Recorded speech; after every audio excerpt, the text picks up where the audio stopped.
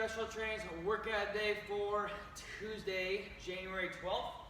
Today's workout, we're going to start with every minute on the minute for 12 minutes. We're going to do some gymnastic skill work and some jump rope skill practice. So great opportunity to practice our jump roping. For our first 60-second interval, we're going to do 3 strict knees to chest or knees up, knees to elbows. Okay, wherever you're going to be at, whatever allows you to do as strict of a motion as possible without swinging, plus 3 kipping knees to elbows. So our main goal here is to compress the midline, get tension to the midline around the lower back, and bring those knees up as high as you can. So this is what it'll look like. You'll grab onto the pull bar. Knuckles are going to be over the pull bar. Hands are just outside the shoulder. We're going to do our 3 strict knees to chest, coming all the way up, all the way back down. Notice that I didn't swing as I did that movement. Notice also that my head did not look up towards the ceiling. It always faced forward or slightly up. And I pulled down on the bar as my knees came up to do the motion. Then after 3, you can hop down, or you can stay on the bar. Okay, we do 3 kipping knees to elbows. Now we'll add a controlled swing. So back on the bar, we'll kip, get those knees all the way to the elbow, like so. Or elbow, armpit area.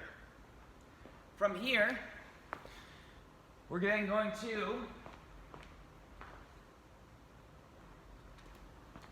for our second 60-second interval, we're going to do 12 banded face pulls.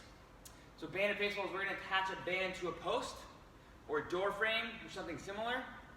And we're going to pull the band to our face as we try to rip it apart.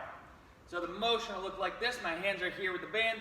I'm going to pull apart that way and to my face all at the same time. So we're ending up here, right near our forehead with the band. And our hands are right kind of in line with our ears back here. So that's as far as you're going to go. You don't have to go past that at all. Okay? 12 band tears. Go under control, so we don't want to see that the band is flying all the way around. We're going to be control here, control back. You control the band, don't let the band control you. If you don't have a band, or there aren't enough in class, we can grab 2 small plates. We come into a bent over position, and we can pull those plates apart, slowly lower back, like so. So you're creating kind of this position in a bent over position. That's the motion that we're doing. If you're at home, you can do this as well if you don't have a band.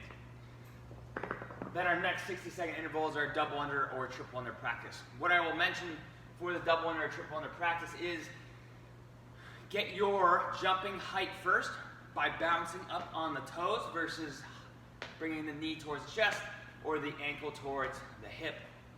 This will allow for a more sustainable jump and allow you to practice a little bit easier for a longer time. Once you find that jump, add the wrist component. So flip the wrist down, and not big arm circles, but little wrist circles down to flip the rope around you twice or the 3 times.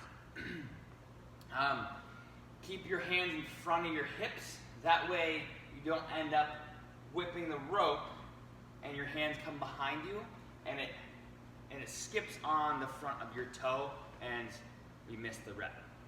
Okay, so keeping your hands in front can be helpful for that. So that's our every minute on the minute.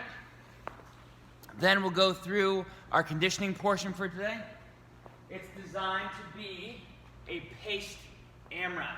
So it's a 13-minute AMRAP with 90 double unders or 180 single unders, 30 hang power cleans at a light load, and then 30 toes to bar or knees to elbows, okay, what we practiced in part A. So we have our 90 double unders, okay? So we practiced that, we had some time to practice that. Use this as a good assessment to see if 90 double unders is doable for you. Okay, we can either do our single unders or do a mix of double unders and single unders to achieve all of our repetitions. What I would advise you to do, because it is 13 minutes long, is break up double unders if you need to. Okay, this is a fair amount of double unders, so it could be that you do 45 and 45 or sets of 30.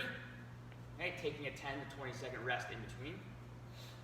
Then, on our hang power cleans, we're looking for a light load, something that you can probably do 7 to 15 reps at. So our hang power cleans are going to start at our waist, okay, or at the knee, somewhere between the waist and the knee.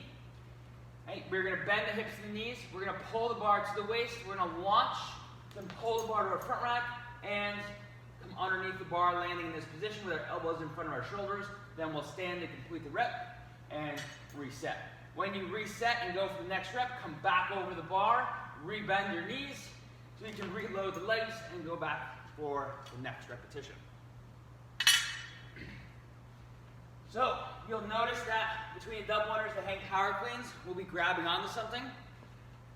Same thing with the toes to bar later. So when we're doing the hang power cleans, keep in mind that we're using the legs to try to drive the movement so we can save our forearms and our shoulders because we'll be using them often in the other two movements. So it could be helpful to be using your legs to come underneath the bar and to drive the bar up during your 30 hang power cleans. Our toes to the bar. This is where kind of the crux of the workout will be, okay? Because we've already gone through two movements, so we have a little bit of fatigue accumulated. 30 toes to bar, it's enough reps to add more fatigue, not enough reps hopefully to get to a failure standpoint. That being said, if you don't rest on purpose, or you don't break the reps up into manageable sets, we will slow way down in our 30 toes to bar. So keep that in mind. Okay, I want you to slow down, break it up into manageable sets so that our technique is still there in the later sets, and we haven't gone to a swinging toes to bar where we're just trying to get our legs up however we can. I'd rather have you drop down, wait the 10 to 15 seconds, and then get back up there and see a good technical kip. Okay? So even if your toes don't reach the bar, I still want you to practice a kipping motion. That could be kipping knees to chest. That could just be a kip in general. It could be 30 kips. You're still going to have the same kind of abdominal work to do during the kip. You're still going to have the same grip fatigue as well. Okay? So even if it's just a kip, that is perfectly fine. Remember, it's 13 minutes, so you have a lot of work to do within that 13 minutes. Pace it appropriately, okay, and be confident in your ability to know yourself and to know your pacing strategies for each movement. All right, guys, that is the workout for Tuesday. Have a great Tuesday and an awesome workout.